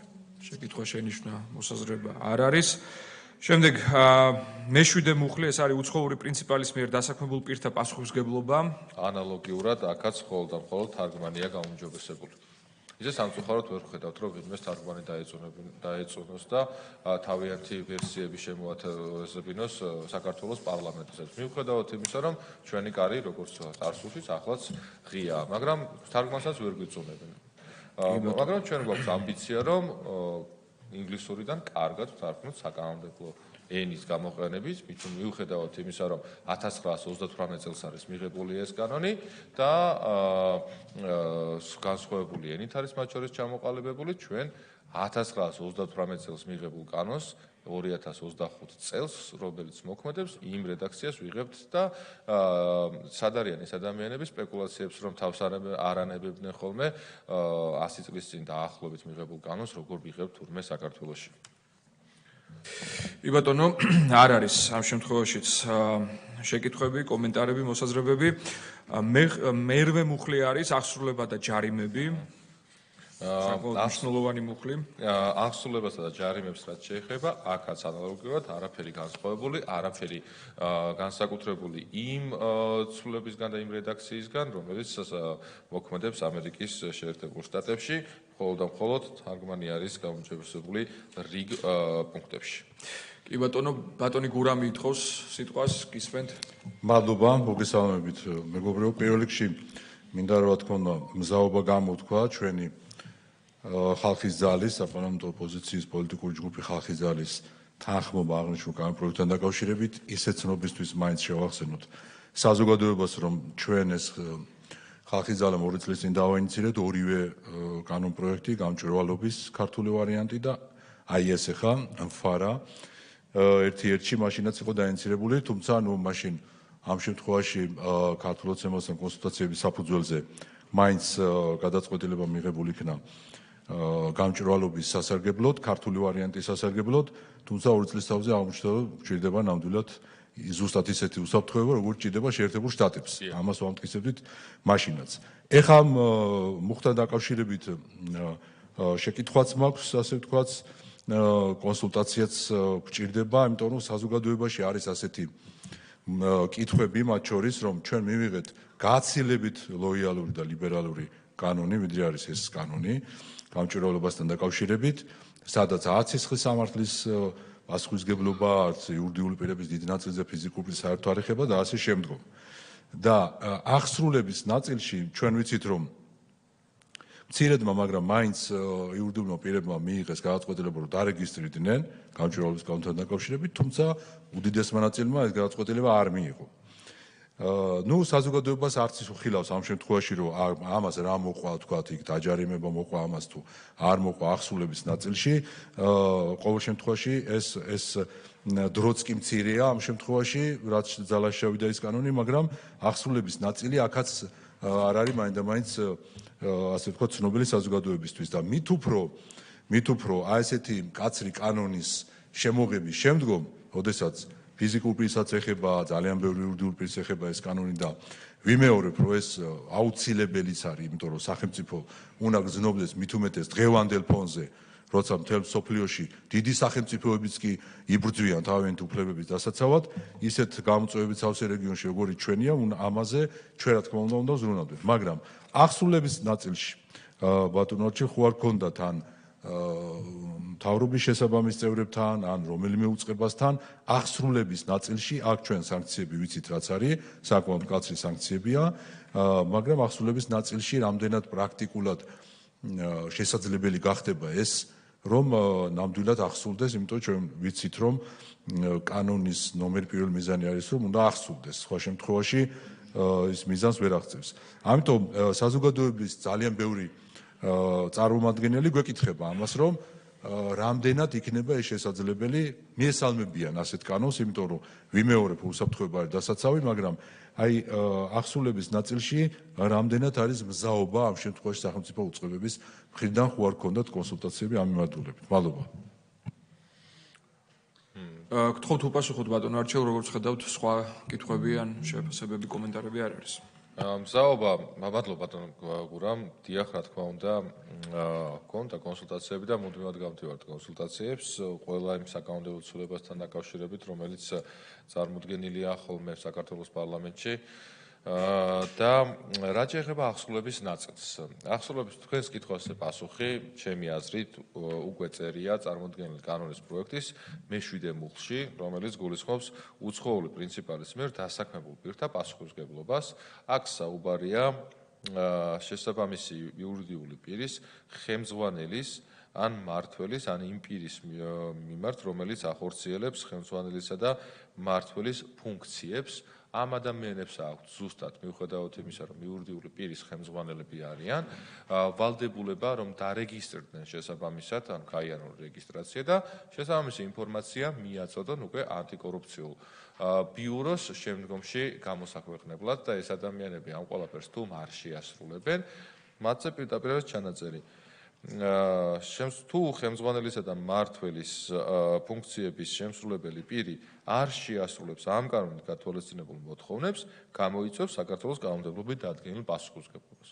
თუ რა არის საქართველოს კანონმდებლობით გათვალისწინებული პასუხისმგებლობა, ეს არის თამდევ პროექტში, რომელიც არის სისხლის სამართლის კოდექსის სრულების შეტანის თაობაზე, სადაც შავით თერთზე გვიწერია, რომ შესაძლებელია კონკრეტული პუნქტების კონკრეტული მუხლებისა და პუნქტების დარღვევის შემთხვევაში პასუხისმგებლობა დაკისრებული იყოს ჯარიმა არაუმეტეს 5,000 ლარის ოდენობით ან თავისუფლების აკვეთა ვადით 6 თვემდე ჯარიმით არაუმეტეს 5,000 ლარით ან უამისოდ, ხოლო სხვა დარღვევების შემთხვევაში ჯარიმა არაუმეტეს 10,000 ლარის ოდენობით ან თავისუფლების აკვეთით ვადით 5 წლამდე ჯარიმით არაუმეტეს 10,000 ლარის ოდენობით ან უამისოდ. ანუ რის თქმა მინდა, სისხლის სამართლებრივი პასუხისმგებლობა, როდესაც არის გათვალისწინებული, მათ შორის მენეჯერებისთვის, მათ შორის ხელმძღვანელებისთვის, იმ ადამიანებისათვის, რომლებიც პასუხისმგებლები არიან, რომ ქართული ფარას კანონის გათვალისწინებული ვალდებულება იყოს შესრულებული, მათ თუ ამ ყველაფერს არ შეასრულებენ, შესაბამისად ექნებათ პასუხისმგებლობა დამდგარი სისხლის სამართლის წესით და სწორედ ამიტომ არის განსაკუთრებულად უფრო მკაცრი ამერიკული კანონი, ვიდრე მაგალითად ხალხის ძალას ჰქონდა ინიცირებული ორი ალტერნატივიდან ერთ-ერთის ქართული გამჭვირვალობის სახით, შემდეგ რომელიც საქართველოს პარლამენტმა 2020 წელს იყო მიღებული, არა მხოლოდ მკაცრია ფარა, იმიტომ რომ თუ რომელ პირებზე ვრცელდება, უფრო ფიზიკურ პირებზე, იურიდიულ პირებზე და არა მხოლოდ არასამთავრობო ორგანიზაციებზე თუ მედიის წარმომადგენლებზე, არაკომერციული იურიდიულ პირებს გულისხმობ, რა თქმა უნდა. არამედ მათ შორის სანქციების თვალსაზრისით. მათ შორის სანქციების თვალსაზრისით, რომ არა მხოლოდ ჯარიმა და თავისუფლების აღკვეთა გათვალისწინებული სისხლის სამართლის კოდექსში, არამედ პირდაპირ ხელმძღვანელობითი უფლებამოსილებით მქონე პირების პასუხისმგებლობა შეიძლება რომ დადგეს. ამიტომ კანონს უნდა ჰქონდეს, რა თქმა უნდა, თავისი პრევენციული მექანიზმი, პრევენციული ბუნება, რომ განსხვავებით ეხლა მოქმედი შემთხვევიდან, როდესაც აქვთ კონკრეტულ ოდიოზურ არასამთავრობო ორგანიზაციებს, რომ დამალონ თავიანთი შემოსავლები და ამავდროულად დამალონ თავიანთი ხარჯები და ეს ყველაფერი გააკეთონ იმით, რომ არ აქვთ შიში, რომ ჯარიმას გადაიხდიან და ამით ყველაფერი დავთვალოთ და მიუხედავად იმისა, რომ მცირე ჯარიმები არ არის, მაგრამ ყოველ კონკრეტულ შემთხვევაში თავისი ჯარიმა აქვს გათვალისწინებული მოქმედი გამჭვირვალობის კანონის ფარგლებში. ამ კონკრეტულ შემთხვევაში გამომდინარე იქიდან რომ სისხლისამართლებლური პასუხისმგებლობა ცოტა არ იყოს უნდა გაუჭირდეთ წესით ასეთ არაკეთილსინდისიერ პირებს რომ არ გაითვალისწინონ კანონმდებლობის ნება, არ გაითვალისწინონ ქართველი ხალხის სურვილი და ამოცანა რომ სუვერენიტეტი გაძლიერებული იყოს დამოუკიდებლად კონდეთ ინფორმაცია თანხები სად იხარჯება და საიდან მოდის და მხოლოდ ჯარიმებით თავი დაიმედო რომ ჯარიმას გადავიხდით და პასუხისმგებლობა არ დაგვიდგება. ახლა უკვე სისხლისამართლებლური პასუხისმგებლობა იქნება ამ ყველაფრისთვის გათვალისწინებული და რასაც ექნება რა თქმა უნდა შემაკავებელი მექანიზმი, მაგრამ თუ ეს ყველაფერი არ ექნება შეკავების თვალსაზრისით, რა თქმა უნდა კანონი მკაცრია, მაგრამ კანონია და იგი უნდა შესრულდეს, როგორც ამას ამბობდნენ რომაელები, როგორც ისევე, როგორც ეს მოქმედებს ამერიკის შეერთებულ შტატებშიც. დაზუსტება ხომ არ გნებავთ ბატონ გურამ? ერთ დავამატებ უბრალოდ ეს გასაგებია და კარგია, მაგრამ ისიც გავითვალისწინოთ, რომ ძალიან ბევრი რეგულაციები შემოდის გამჭვირვალების კანონისგან განსხვავებით. და ხომ არ იქნებოდა კარგი ან უპრიანი, ან ხო თქვენ შეიძლება ხო არ გქონდათ უკვე კონსტატაციები იგივე ანტიკორუფციულ ბიუროს სამსახურთან, ან სხვა რომელიმე აღმოსავლური ხელისუფლების წარმომადგენლებთან, რომ აი ფიზიკური პირებიც იმდენია, ვისაც ეს შეეხება და რეგულაციებში მოყვება და იურიდიული პირებიც, რომ ერთგვარი საინფორმაციო კამპანიაც ხო არ უნდა იყოს ამ მიმართულებით, როგორ ფიქრობთ, რომ საზოგადოება, ფიზიკური პირები, იურიდიული პირის ხელმძღვანელები, რას თქვენ თქვით, რომ ბევრი ჩაერთვება პასუხისმგებლობის ნაწილში ამ მიმართულებით, რომ თან მკაცრია კანონი საკმაოდ, სისხლისამართლებრივი პასუხისმგებლობაა, რომ საინფორმაციო კამპანია იყოს ამ მიმართულებით, აი ამ კანონის ამოქმედებიდან ვიზზე გავრცელდება ეს კანონი, რომ არ იყოს მერე ერთგვარი ასე ვთქვათ გაკვირვებები საზოგადოებაში, რომ აი ხა მე არ ვიცოდი თუ ამდენი გასაგებია რომ კანონი შედის ძალაში და უნდა წაიკითხო და შენზე რაც ვცელდება ეს უნდა შეასრულო, თუმცა ეს არის სწორი და საკმაოდ მკაცრი კანონი, მაგრამ აი მიმართულებით ხო არ გვიფიქრია რომ რაღაცა ფორმით თუ რაღაცა კუთხით თქვათ იგივე თქვათ მარეგულირებელი ვინც იქნება ამ შემთხვევაში ანტიკორუფციულ ბიუროს რაიმე ქონეს დაგეგმილი. გთხოვთ უპასუხოთ ბატონო არჩილ. ჩვენი მიდგომა ისევ და ისევ ერთი ძირითადი პრინციპიდან და პოლიტიკური განცხადებიდან მომდინარეობს ბატონო გურა, რომ ჩვენ არ ვცვლით არაფერს, რაც წერია ფარაში. არაფერს. მათ შორის არც ამოქმედების ვადას. და როდესაც ამერიკელმა კანონმდებლებმა გადაწყვიტეს 1938 წელს, რომ კანონი უნდა ამოქმედებულიყო მე-60 დღეს, ვინმე არაკეთილსინდისიერმა რომ არ გაბედოს და ისევ არ დაიწყოს საუბარი რომ მე-60 დღეს სიტყვაზე ვაყოფ 90 დღით შეცვალეთ, აი, ეს არ არის ამერიკული ფარაო, ამ ინსინუაციებისგანაც თავს ვიზღვევთ ასე რომ თქვა და ვამბობთ რომ მე-60 დღეს უნდა მოხდეს ამ კანონის ამოქმედება.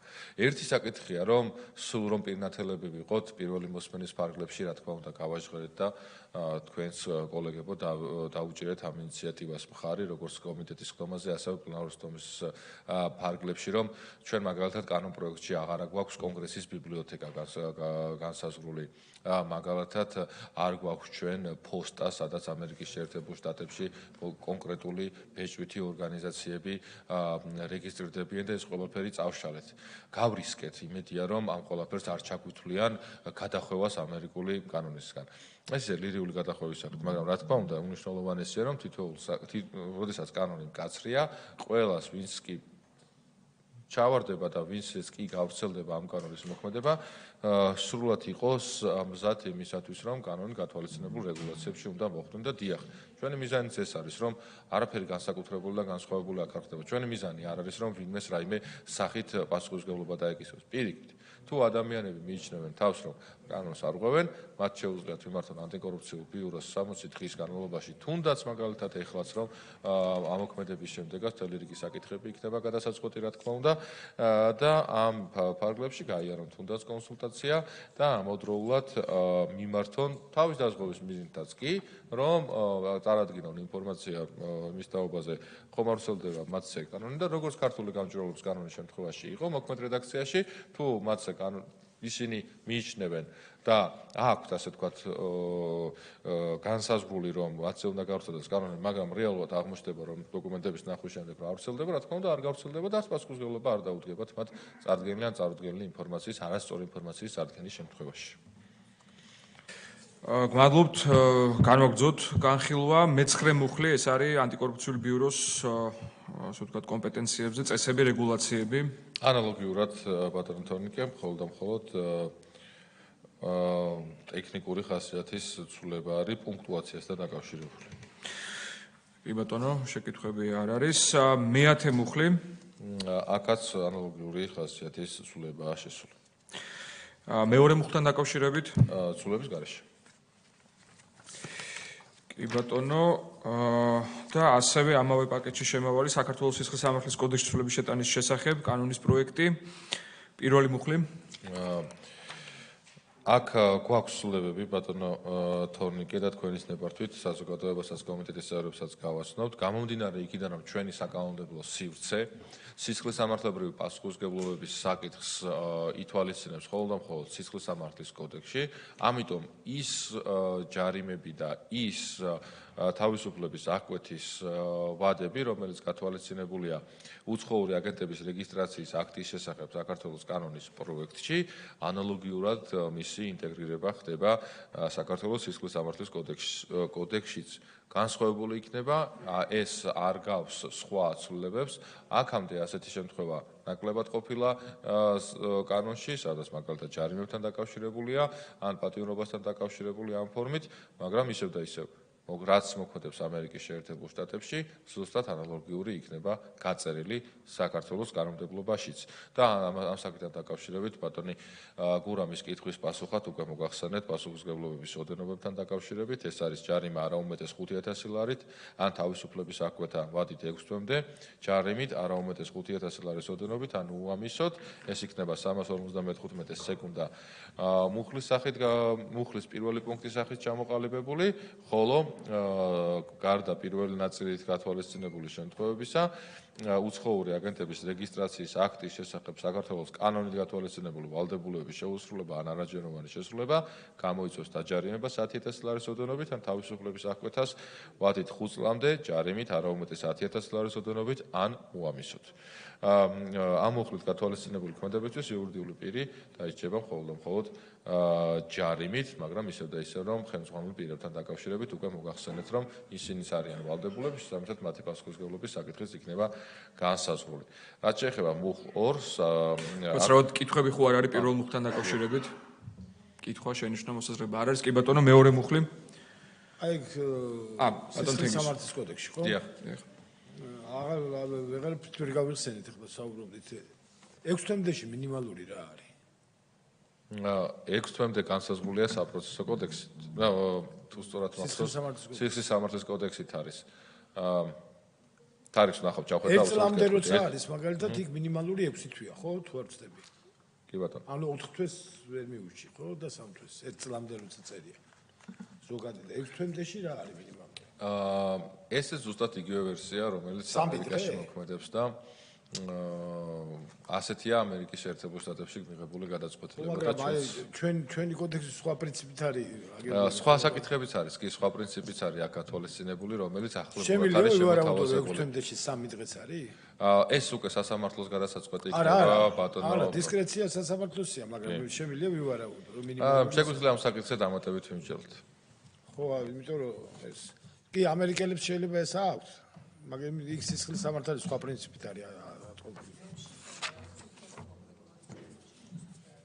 მაშინ ეს ზოგადში არ უნდა ზოგადში შეიძლება გასაწერი გაგვიხდეს, ხო, 6 თვემდეში მინიმალური რა არის. ეგრე მაქვს აბა მეორე მოსმენაში შეიძლება. კი ბატონო. მეორე მუხთან მიმართებით ხომ არ არის კომენტარები დარბაზიდან, ასეთი არ არის. საკითხი განხილულია, ბატონო არჩილ.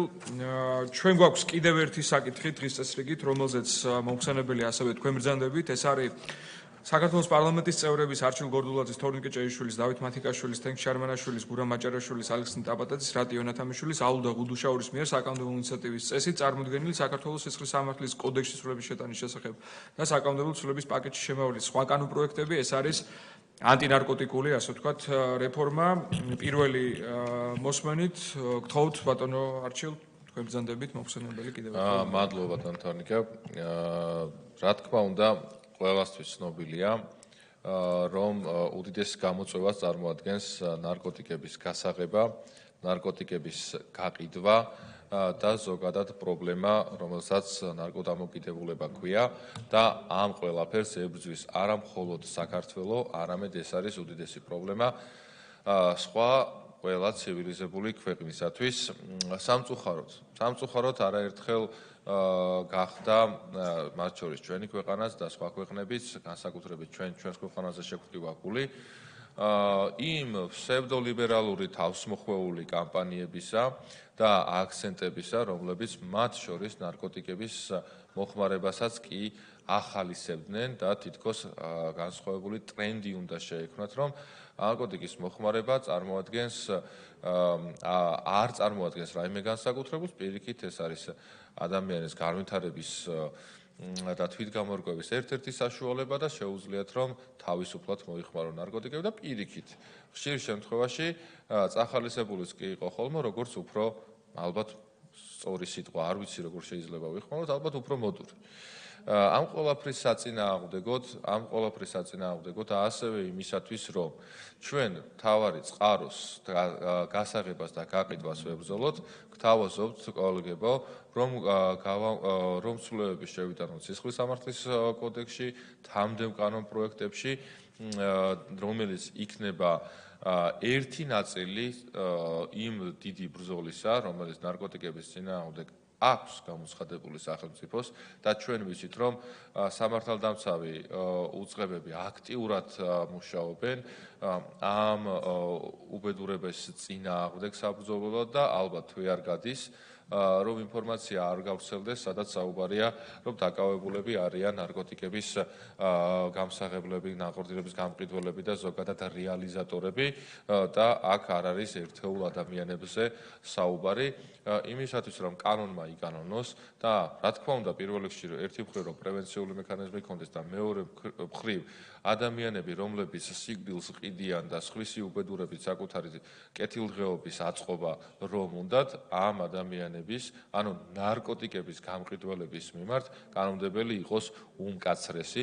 სწორედ ამიტომ პრინციპების დონეზე მინდა მოგახსენოთ, რომ სისხლის სამართლის კოდექსის 260 მუხლში განხორციელდება პარლამენტის გადაწყვეტილების შემთხვევაში ცვლილებები ცალკე გამოიყოფა ერთმანეთისგან და გაიმიჯნება ნარკოტიკული საშუალების მისი ანალოგის პრეკურსორის ან ახალი ფსიქოაქტიური ნივთიერების უკანონო შეძენა ან და შენახვა ამავდროულად და პასუხისმგებლობები აქ არ შეცვლა, არ იცვლება. ამავდროულად ცალკე იმიჯნება ნარკოტიკული საშუალების მისი ანალოგის პრეკურსორის ან ახალი ფსიქოაქტიური ნივთიერების უკანონო დამზადება, წარმოება, გადაზიდვა და გადაგზავნა. ამ შემთხვევაში პასუხისმგებლობები მკაცრდება.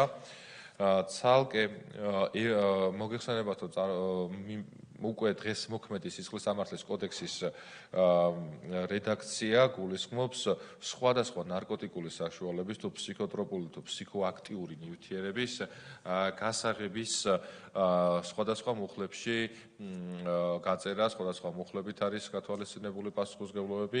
ამ შემთხვევაში ერთ მუხლად ყალიბდება და გასაღების შემთხვევაში გვაქვს გარკვეულწილად გამკაცრება, მაგალითად ეს ეხება ისეთ საშუალებებს, როგორიც არის ფსიქოტროპული ნივთიერებები, მისი ანალოგი ძლიერ მოქმედი ნივთიერებები. აქ მოცემულ შემთხვევაში ერთმანეთისგან გასამიჯნია, როგორც ეს უმრავლესობის ლიდერის ბრიფინგზე იქნა გაჟღერებული, რომ ერთმანეთისგან იმიჯნება ნარკოტიკული საშუალებების კრებსითად რომ ვთქვათ, გასაღება და გაყიდვა.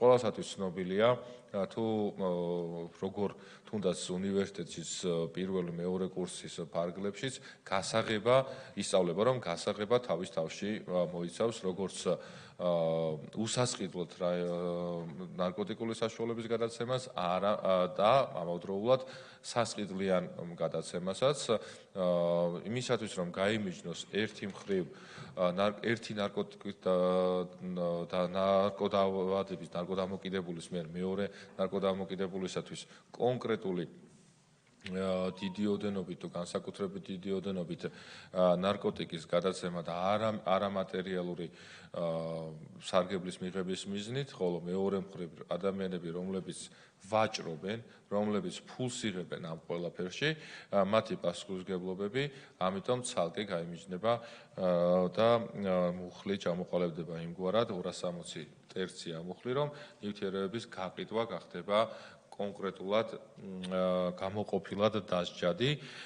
აქვე შესაძლებელია ტერმინთან დაკავშირებით კიდევ გქონდეს კომუნიკაცია, კონსულტაცია, შეიძლება დავაზუსტოთ, ოღონდ ეს ყველაფერი რა თქმა უნდა მეორე მოსმენის ფარგლებში, პრინციპების დონეზე წარმოდგენილია ეს ყველაფერი. ამავდროულად სისხლის ერთიანად წარმოადგინოთ, ხომ? კი ბატონო.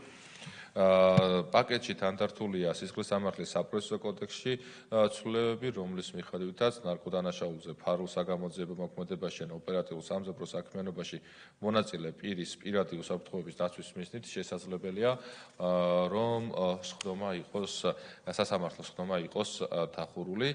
ადმინისტრაციულ სამართალდარღვევათა კოდექსში ცვლილებების შეტანის შესახებ საქართველოს კანონის პროექტი გულისხმობს და მასთან ერთად პირდაპირ კავშირშია საჯარო სამსახურის შესახებ კანონში განსახორციელებელი ცვლილებები.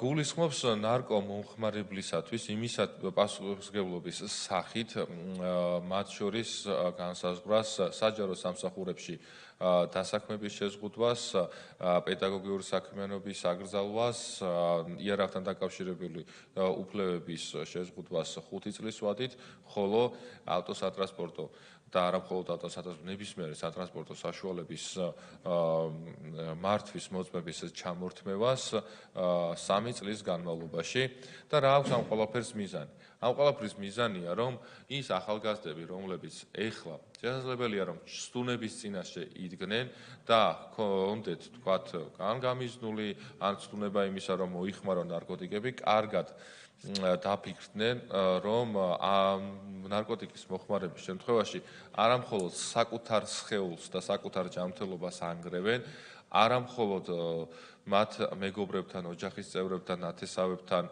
ურთიერთობებში პრობლემები ექნებათ, ამავდროულად მათ რიგი უფლებებით სარგებლობის შესაძლებლობაც აღარ ექნებათ და მას უნდა ჰქონდეს პრევენციული მექანიზმის ფუნქციით უნდა იყოს ეს ყველაფერი აღჭურვილი, რომ ჩვენ დავიცვათ ჩვენი მომავალი თაობა და ახალგაზრდები განსაკუთრებით ჩვენი ქვეყნის მომავალი ვიზეს დგას იმ სცენისგან, რომელსაც ქვია ნარკოდამოკიდებულება, ამავდროულად რაც შეეხება ნარკოტიკებით მოხმარების შემთხვევაში შემოწმებას, არაერთი ტყუილი ვრცელდება, კიდევ ერთხელ ცალსახად, ვისაც ამის გაგონება უნდა, რა თქმა უნდა, რომ გაიგონებს, რა თქმა უნდა, მიუხედავად იმ კამპანიებისა და იმ ამორალური განცხადებებისა, რომელიც ამ საკითხთან დაკავშირებით გვესმის ხოლმე, მაგალითად ეს არის, რომ რაც შეეხება ადამიანის გადაყვანას, ასეთი რამე ბუნებაში ნაკლებად იქნება, ანუ არავინ არ გადაიყვანს არავის იძულებითად იმისათვის, რომ შესაბამისი ექსპერტიზა ჩაუტარდეს.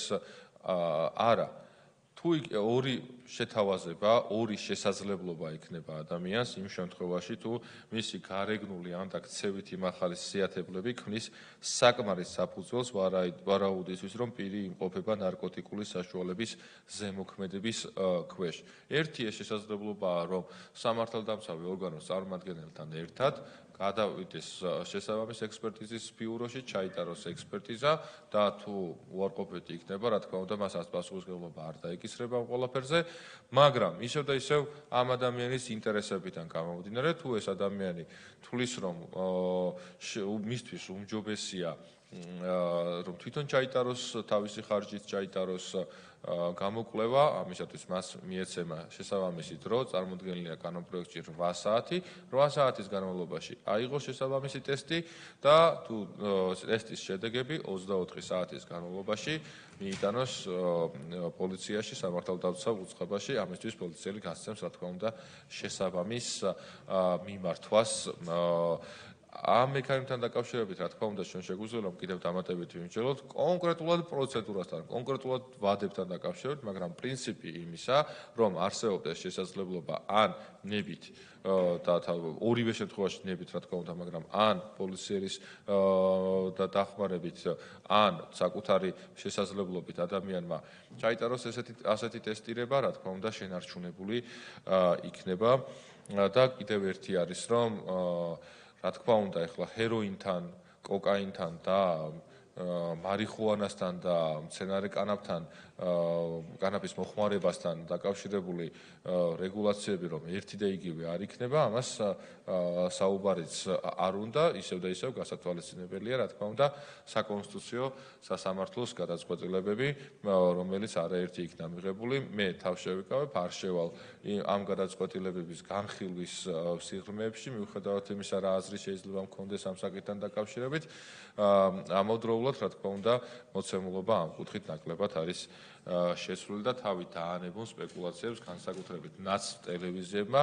რომელიც ახლა საუბრობენ მაგალითად იმაზე, რომ რეპრესიული კანონების მიღება იგეგმება საქართველოს პარლამენტში, ჩვენ ვამკაცრებთ პასუხისმგებლობებს ნარკოტიკების გამყიდველების და მოვაჭრეების მიმართ და თუ ძალიან გული შეტკივათ ნარკოტიკების გამყიდველებზე კი ბატონო, მაშინ შეუძლიათ ამ განცხადებების გაკეთება, მაგრამ თვალთმახსობას თავი დაანებონ და პირდაპირ თქვა, რომ დიახ, ჩვენ ნარკოტიკების მოვაჭრეების წინააღმდეგ კანონმდებლობის გამკაცრება არ მიგვაჩნია, სწორად როცა რამეს ამობენ, სწორად დაარქვათ ადამიანის სახელი. უბრალოდ ჩვენი გაგვიკვირდებოდა, რომ სახელმწიფოსთვის, მომავლისთვის, ქვეყნისთვის, ქართველი ხალხისთვის საჭირო გადაწყვეტილების მხარდამჭერი განცხადება გაეკეთებინათ მაინც, ეს იქნებოდა გასაკვირდი. როდესაც ასეთი ადამიანები, ნასყიდში შემავალი ადამიანები ასე ამორალურად იქცევიან, მაშინ შენ კიდევ ერთხელ წუნდები, რომ დიახ, სწორგზაზე ხარ და დიახ, ის რასაც აკეთებ არის აბსოლუტურად სწორი ისევ და ისევ ჩვენი მომავლისთვის. ამავდროულად საკანონმდებლო ცვლილებათა პაკეტში წარმოდგენილი არის ნარკოტიკული საშუალებების, ფსიქოტროპული ნივთიერების, პრეკურსორებისა და ნარკოტიკული დახმარების შესახებ საქართველოს კანონში ცვლილებები, სადაც განსაზღვრულია რიგ ნარკოტიკულ საშუალებებზე, განსაკუთრებით დიდი ოდენობის განსაზღვრი ციფრების, გრაფებში მითითებული ნორმების შემცირება ისევ და ისევ იმისათვის, რომ ბრძოლა გამსახურებლებთან იყოს უფრო ეფექტიანი. ჩვენ რა თქმა უნდა კვლავ გვექნება შესაბამის ექსპერტებთან, შესაბამის პრაქტიკოსებთან, რომლებიც ამ ყველაფერს როგორც საადვოკატო მხრიდან, ასევე სამართალდამცავი მხრიდან იყვნენ ამ ყველაფერში ჩართულები, როდესაც ისინი ამ საქმიანობას ახორციელებდნენ და თუ რაიმე შესაძლებელი და დასაკორექტირებელი იქნება, მეორე მოსმენის ფარგლებში, რა თქმა უნდა, ეს ყველაფერი დაკორექტირდება და არანაკლებ მნიშვნელოვანი ჩვენ ვფიქრობთ, რომ ნარკოტიკების გამსაღებლები და ნარკოტიკების გამყიდველები, ანუ ნარკოტიკებით მოვაჭრეები ის უნდა გაუთანაბრდნენ იმ ადამიანებს, რომლებიც ორგანიზებულ დანაშაულში არიან ჩართულები, შესაბამისად ცვლილება უნდა განხორციელდეს ორგანიზებული დანაშაულისა და რეკეტის შესახებ საქართველოს კანონში, კიდევ უფრო დაიხვეწოს აღნიშნული ნორმები, რომლებიც ამ კანონში არის გათვალისწინებული, განისაზღვროს თუ რა არის ნარკოვაჭრობა, ნარკომოვაჭრე, ასევე მისი ოჯახის წევრი ან დაკავშირებული პირი, რაც საბოლოო ჯამში არის კანონმდებლის ნება იმ კუთხით, რომ დამოკიდებულება ორგანიზებულ დანაშაულში ჩართული ადამიანების მიმართ რეკეტიორებისა და ქურდული სამყაროს წევრების მიმართ, როგორც არის უმკაცრესი, ანალოგიურად კაცრი იქნება ნარკომოვაჭრეების და ნარკოტიკების გამყიდველების მიმართ. ამავდროულად სახელმწიფო იღებს პოზიტიურ ვალდებულებას, რომ არა მხოლოდ გაამკაცრებთ რიგ რეგულირებებს ნარკოტიკებს დამოკიდებულ ადამიანების მიმართ, არამედ ყველასათვის ცნობილი, არაერთხელ იქნა გაჟღერებული ინფორმაცია, რომ ჩვენი გუნდი მუშაობს იმისათვის, რომ კურნალობის ფორმები იყოს დახვეწილი, შემუშავებული, მათ შორის იზოლებითი კურნალობის კონტექსტში იმ ადამიანებისათვის, რომლებსაც აქვს საჭიროება, რომ შესაბამის კურნალობას საჭიროებდნენ და ჩვენ გვაქვს კონსულტაციები დარგის ექსპერტებთან, შესაბამის პირებთან, რომელთა აზრიც არის რა თქმა უნდა მნიშვნელოვანი და საბოლოო ჯამში ჩვენ შევძლებთ რომ წარუდგინოთ საზოგადოებას ის მექანიზმები, რომლითაც არა მხოლოდ საკანონმდებლო დონეზე, არამედ პრაქტიკულადაც ხელს შეუწყობთ რომ მათ ამ ადამიანებმა თავი აარიდონ და თავი დაიცვან ამ დამოკიდებულებისგან. ეს არის შევეცადე რომ მოკლედ, მაგრამ წარმომედგინა თქვენთვის და საზოგადოებისათვის კანონპროექტის და პაკეტის წარმოდგენილი ცვლილებები, რა თქმა უნდა, რიგ საკითხებთან დაკავშირებით შესაძლებელია რომ გადამუშავების თვალსაზრისით კიდევ განხორციელდეს ცვლილებები, მაგრამ პრინციპები წარმოდგენილია, მეორე მოსმენის პარალელში კვლავ შეგვიძლია რომ გავაგრძელოთ ამ საკითხებზე მუშაობა. ბატონ არჩილ, დიდი მადლობა ამ მეტად მნიშვნელოვანი საკანონმდებლო ინიციატივის წარმოდგენისთვის. თუ არის კითხვები, მოსაზრებები, შენიშვნები კოლეგებისგან, დარბაზის მხრიდან, ასეთი არ არის. მადლობთ, განხილულია ეს საკითხი ერთიანად მოხდა შესაბამის საკანონმდებლო ცვლილებათა პაკეტის გამოტანა მომხსენებლის მიერ. მადლობთ. მასშტაბდამე დღისასრიგით გათვალისწინებული საკითხების განხილვა არის დასრულებული და ჩვენ შეგვიძლია რომ გადავიდეთ კენჭისყრებზე.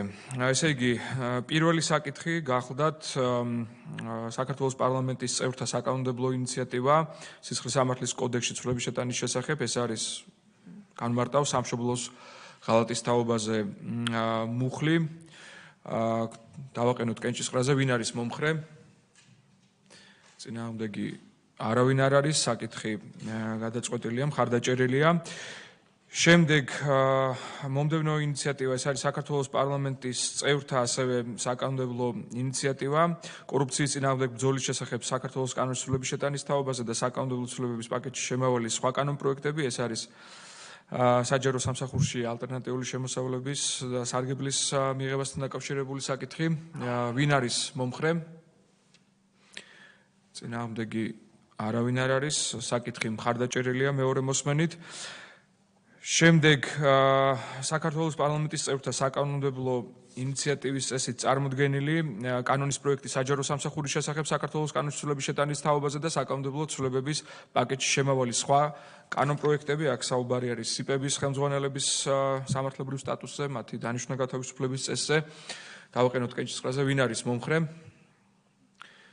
წინააღმდეგი არავინ არ არის, საკითხი მხარდაჭერილია. მომდევნო საკანონმდებლო ინიციატივა, ეს არის ფრაქცია ქართული ოცნების მიერ საკანონმდებლო ინიციატივის წესით წარმოდგენილი საქართველოს კანონის პროექტები უცხოური აგენტების რეგისტრაციის აქტი და საქართველოს სისხლის სამართლის კოდექსში ცვლილების შეტანის თაობაზე.